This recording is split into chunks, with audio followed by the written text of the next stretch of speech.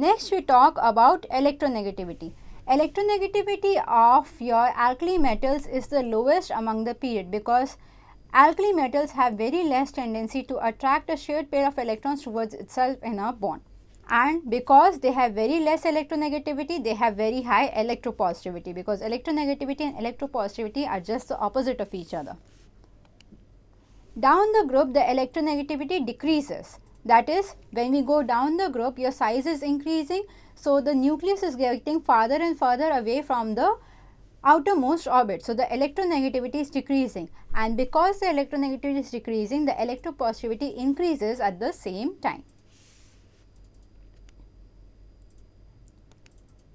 That is, lithium, sodium, potassium, rubidium and cesium. When we go from lithium to sodium to potassium to rubidium to cesium, the electronegativity goes on decreasing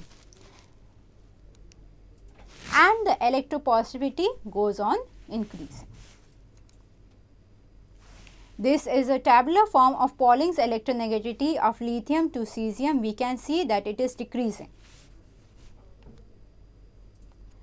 Now we have to talk about the melting and the boiling point of the alkali metals.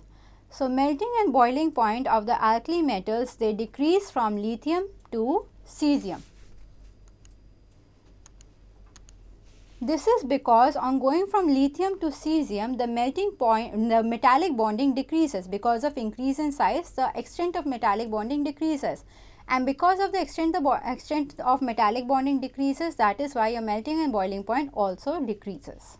This is a tabular form of the melting and the boiling points of lithium, sodium, potassium, rubidium and cesium, and we can see that lithium has the highest melting point and the highest boiling point, and it decreases on going from lithium to cesium. Ease of liquefaction. Alkali metals are easily liquefied because the van der Waals forces which are holding them atoms together are weak.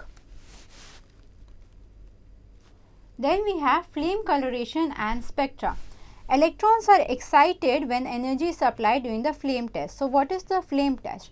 Flame test is a test which is done to detect the ions, metal ions specifically present in a salt. In flame test, what we do is we take the metal salt or metal chloride. It is mostly in the form of a metal chloride, but it can be in the form of any other salt, or we can take just a metal itself, and we place it in the Bunsen burner on a platinum wire or a nichrome wire, and when we do that, the Bunsen burner gives a characteristic color to the flame. So, because of the color of the flame, we can detect what type of metal it is.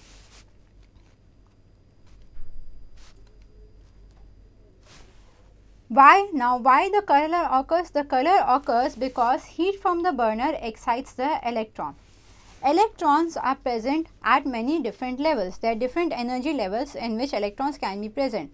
We have lower energy levels and then we have higher energy levels. If an electron is present at a lower energy level and energy is given to it in the form of heat from the Bunsen burner, what happens is that electron gets excited to a higher energy level by absorption of the energy. Now, after this electron which gets excited to the higher energy level comes back to the lower energy level, and then when it comes back to the lower energy level, it gives out the energy which it actually absorbed, and that energy it gives out in the form of radiation, which if it falls in the visible range, we can observe it.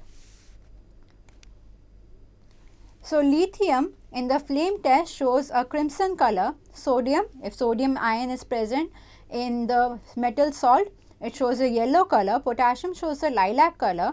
Rubidium shows a reddish violet color and cesium shows a blue color.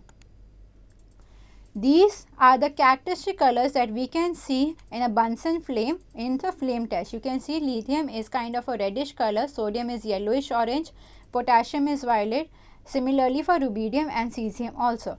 This test can be carried out for group 2 elements calcium, strontium, barium, and it can be carried out for copper as well.